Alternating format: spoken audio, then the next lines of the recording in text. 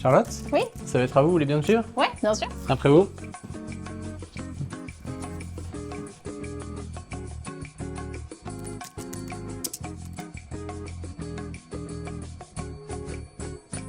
Après vous? Merci. Bonjour. Bonjour Charlotte, enchanté. Enchantée. C'est vous? Merci. Vous allez bien? Bah ouais, super. Très bien. Merci d'être là, déjà. Merci Avec d'avoir plaisir. accepté cet entretien.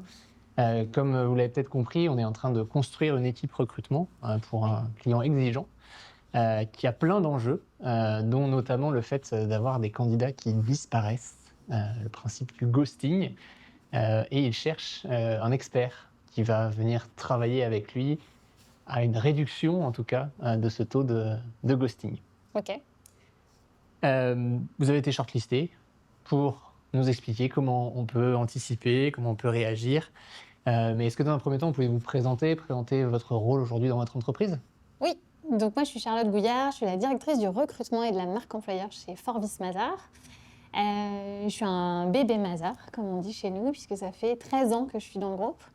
J'ai fait tout mon parcours en RH. J'ai commencé chez Forbis Mazars plutôt sur la partie campus. Donc je me déplaçais partout en France, dans les universités, écoles de commerce, écoles d'ingénieurs, pour dire aux jeunes de nous rejoindre et de venir faire leur premier pas en cabinet d'audit chez Forbis Mazars. Et puis ensuite, j'ai évolué vers du recrutement parce que j'étais un peu frustrée de les voir sur les forums, mais de ne pas savoir ce qui se passait derrière.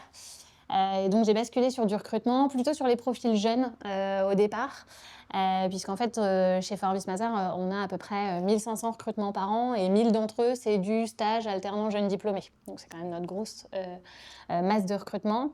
Et puis il y a 3 ans à peu près, du coup j'ai pris la direction de l'équipe où j'ai, en plus de la partie campus chère à mon cœur, du coup j'ai gardé le recrutement des juniors, j'ai pris le recrutement des profils expérimentés et la marque employeur, donc toute la partie digitale. Top. Voilà. Alors on parle beaucoup de ghosting côté candidat, mais aussi côté recruteur. Quelle est votre vision un petit peu du marché sur cet aspect ghosting? En fait, je dirais, il y a eu une grosse phase, notamment dans l'après-Covid, où le marché de l'emploi était hyper dynamique, où en effet le ghosting était plutôt une pratique, en effet, qui avait tendance à se répéter, à être de plus en plus importante. Aujourd'hui, ça commence à se retarir un petit peu. On sent que le marché de l'emploi aussi est un peu plus tendu, il y a moins d'opportunités, donc forcément les candidats sont un peu plus attentifs aux opportunités et les chérissent un peu plus, on va dire. Donc voilà, mais ça a été vraiment une réalité, en tout cas, les 4-5 dernières années, là, c'était quand même assez significatif. Ça vous arrive encore? Ça nous arrive encore. Nous, c'est très marqué, soit en tout début de process.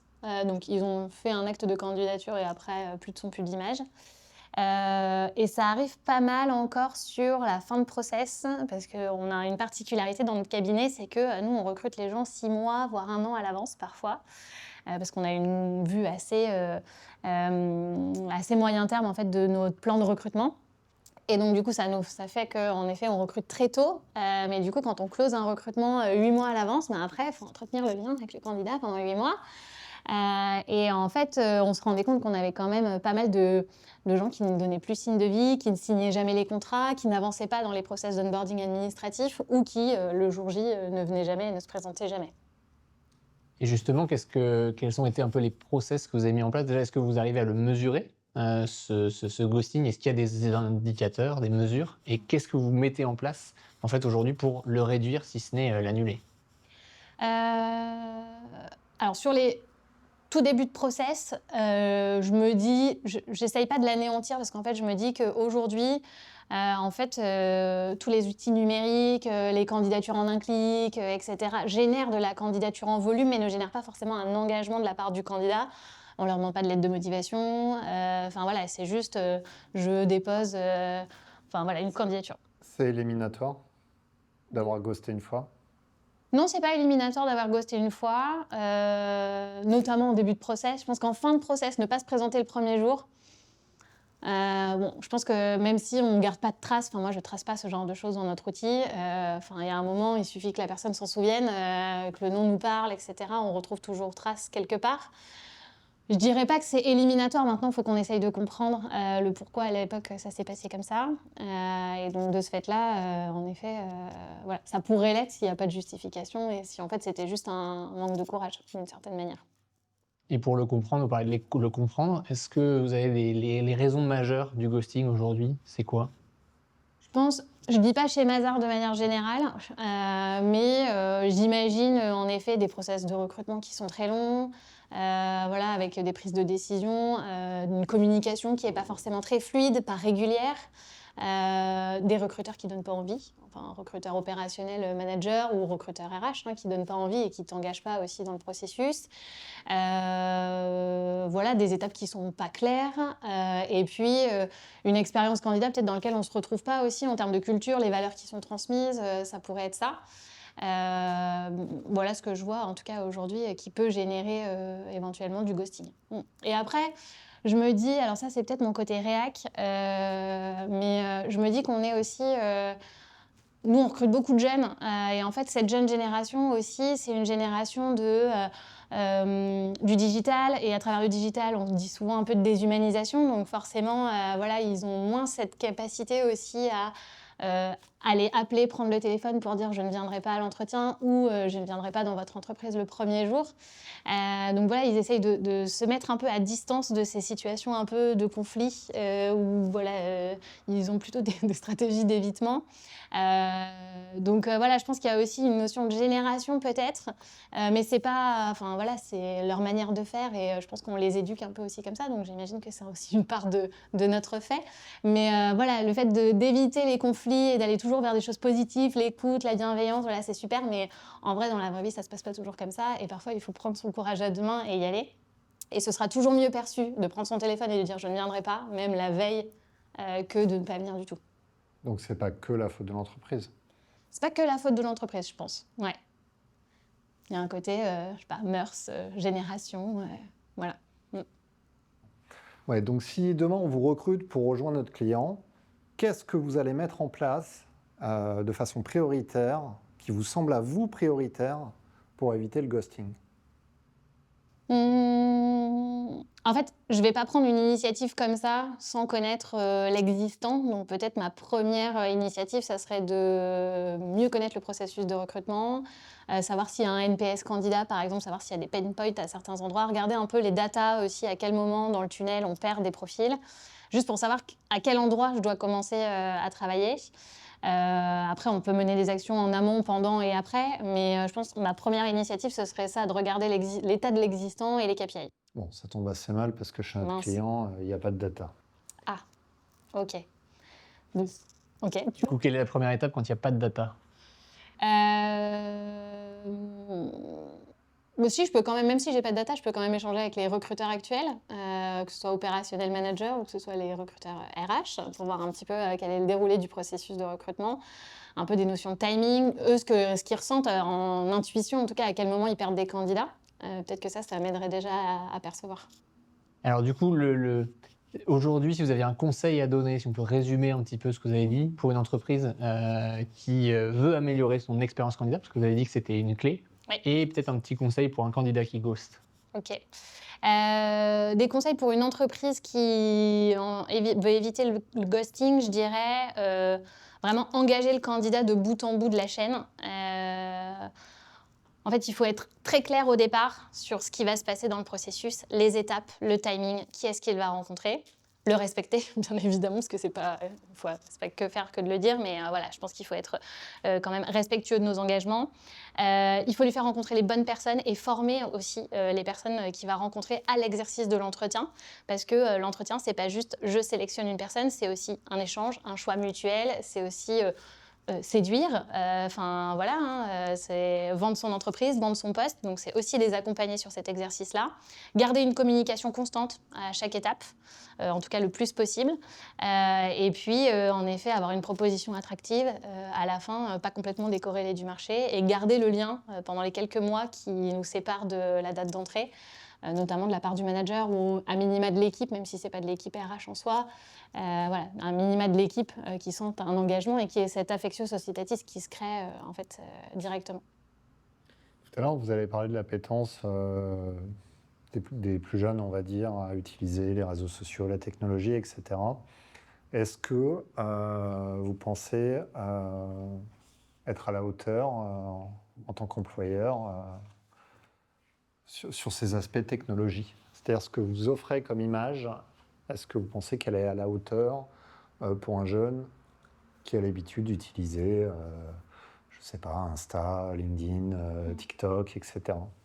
Là, dans mon entreprise actuelle, oui, parce qu'en réalité, comme la majorité de nos recrutements, c'est des jeunes, en fait, on est obligé de s'adapter à leur code. Et en fait, leur code, c'est quoi? C'est je candidate en un clic, j'ai de l'information rapide sur l'ensemble des réseaux, sur l'entreprise. Je ne vais pas que sur le site carrière, j'y vais même pas en premier instant, mais j'y vais plutôt en second, en second moment de préparation éventuellement d'un entretien.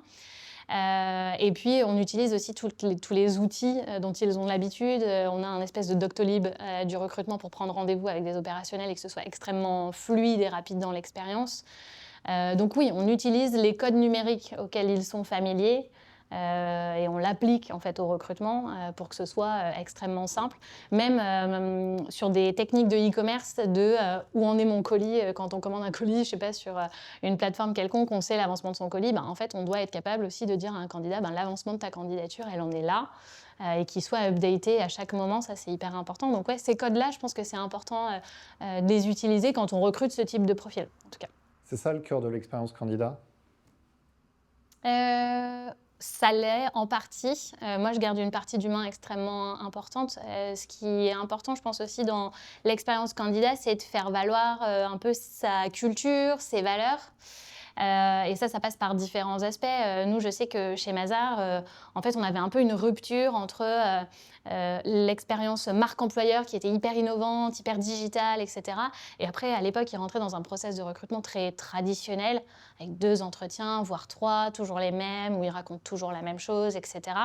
On a repensé complètement cette expérience, on a essayé de la rendre plus humaine, en leur faisant rencontrer des gens avec qui ils vont travailler, multiples, pas qu'une seule personne, mais une multitude de personnes, qu'ils aient cette notion d'humain, dans le sens, nous, il y a une valeur qui est très forte chez nous, on dit toujours people first, process second, et en fait, c'est aussi incarner ça, et donc les rendre un peu au centre de cette expérience candidat, communiquer avec eux, leur donner des nouvelles, tous les aspects de communication étaient très forts, donc avoir cette part d'humain qui, justement, à côté du digital, déshumanise un peu la relation, ramener de l'humain dans l'expérience candidat, c'est ça qui va créer une notion d'engagement et en fait, je ne peux pas lui faire ça à lui. Je l'ai rencontré en entretien, il y a un truc qui s'est passé entre nous, je ne peux pas lui faire ça, je ne peux pas me désengager du process comme ça. Et en fait, ça crée un sentiment d'engagement d'une certaine manière et du coup, l'humain marche bien dans cet exercice-là.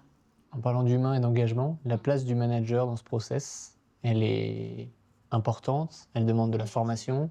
Ouais, elle est clé. Moi, je pense qu'elle demande de la formation parce que au-delà de bien savoir sélectionner un profil, ce que je disais tout à l'heure, c'est qu'il faut savoir lui parler du job, lui parler de l'entreprise. Et même si on a l'habitude de parler de notre entreprise comme ça, peut-être qu'on n'a pas toujours les bons mots. Et en fait, il faut savoir aussi détecter quels sont les leviers de motivation du candidat et du coup, qu'est-ce que j'active, qu'est-ce que je n'active pas dans l'entretien pour aller lui donner envie de me rejoindre moi, mon équipe, le job en question, etc. Donc, c'est aussi les accompagner sur ça, au-delà de tout l'aspect technique d'entretien, où bien sûr, ils ont besoin d'accompagnement. Mais il y a cette partie-là qui n'est pas à négliger et qui fait qu'en effet, ils vont aller séduire un candidat et pas séduire en mode bullshit, raconter des vraies choses, mais pour le coup, qui est quand même... qui donnent un peu de leur personne, on vend aussi un petit peu une partie de son job et de son entreprise dans un entretien. Merci. Une dernière question, j'allais dire presque hors sujet, sur un sujet parallèle. Dans votre métier actuel, comment vous envisagez l'arrivée de l'IA ? Alors, ça existait déjà depuis un petit moment quand même, puisque dans nos outils, quels qu'ils soient, on a toujours une part d'IA qui existe. Après, si on parle de l'IA générative pure et dure, moi, je la vois comme un outil plutôt d'efficience opérationnelle sur des sujets qui nous prennent beaucoup de temps aujourd'hui et qui ne sont pas à très forte valeur ajoutée. Je pense notamment à retranscrire des comptes rendus d'entretien, à nous aider à faire des synthèses. Ça, c'est des choses qui sont très chronophages, qui nous prennent du temps, qui prennent du temps aux managers aussi et sur lesquels ils sont assez peu réactifs. Et donc, pour le coup, ça, c'est un vrai outil d'efficience. Pareil, sur l'accompagnement, nous, on a testé l'IAG sur l'accompagnement des managers pour les aider à structurer leurs entretiens et à poser les bonnes questions. Donc en fait, on a inséré une scorecard dans un prompt et on lui a dit merci de me préparer les questions pour ça. Et en fait, ça les aide à structurer un entretien, à poser les bonnes questions, être sur du questionnement ouvert, à aller creuser, etc. En fait, ça leur donne une trame, ça les accompagne. Donc, ça permet de gagner en efficience, d'avoir une meilleure approche de l'entretien, je pense, moins biaisée aussi, en tout cas sur ce qu'on a pu expérimenter, même s'il faut quand même avoir un regard critique, mais en tout cas moins biaisé. Et du coup, à nous de se repositionner aussi en termes de valeur ajoutée sur d'autres tâches. En parlant de scorecard, on en a construit une avec des questions. Très bien. L'idée, c'est que vous répondiez rapidement, quelques mots, que ce soit rapide. 2 profils similaires, l'un vient d'un grand groupe, l'autre d'une start-up, vers lequel vous penchez le plus? Votre client, c'est un grand groupe actuellement? Votre client, c'est un grand groupe. Ok. Très difficile à dire, franchement. Je dirais start-up pour l'agilité et le côté un peu peut-être innovation, en tout cas. Ouais, c'est... Il n'y a pas de bonne ou de mauvaise. Ouais, c'est ça. Je pense que sans le contexte, c'est difficile, mais on va dire start-up. Allez. CV avec ou sans photo? Sans photo. En fait, on n'en a pas besoin, donc je vois pas pourquoi on demande aux candidats systématiquement de mettre une photo. On n'a pas besoin. 2 candidats à égalité sur les scorecards. Quel est le critère différenciant? Le fit avec nos valeurs et la capacité à se projeter dans l'entreprise. La seniorité en entreprise, c'est? On a tout. La Gen Z en entreprise, c'est? Un challenge positif. Le retard à l'entretien, c'est? Excusable.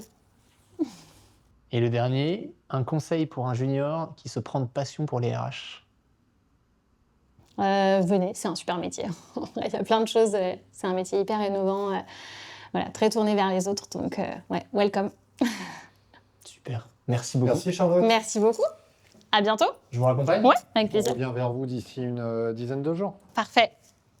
Merci beaucoup en tout cas. Merci, au revoir. Au revoir. Oh Stéphanie, qu'est-ce que tu fais là? Hey, T'as Charlotte. postulé pour le poste? Ouais. Ah ok. Bah, dis, ça te dit si on va prendre un verre? Ouais, c'est pas grave, j'avais compris. Ah, messagerie. Oui, bonjour Charlotte, c'est Guilain. Écoutez, je vous rappelais suite à l'entretien que vous avez passé avec nous pour une bonne nouvelle, vous dire que vous aviez été retenu. On a mis l'accent sur votre capacité à comprendre finalement les enjeux du ghosting candidat qui sont des qualités très utiles pour nous. Et donc, je vous propose de me rappeler vite pour les prochaines étapes. Bonne journée!